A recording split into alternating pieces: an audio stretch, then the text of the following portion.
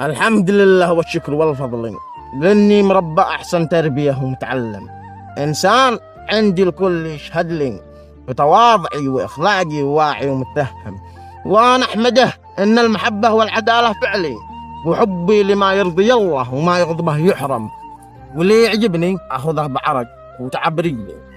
الاحق المستحيل واخلي الجداره تتقدم، ودائما غني بالصبر مهما ثقل حملي، لابد ما تفرج مهما الهموم تتراكم،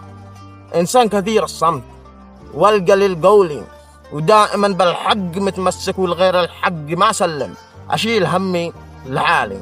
وهم من حولي، اداوي جرح غيري وجرحي يتألم، رغم الألم ابتسم مهما الفؤاد يغلي، ما بين وجاعي لحد غيرني يتبسم، لأن الشكوى لغير الله هيانة وذلي، وأنا فوضت له أمري وهو يعلم.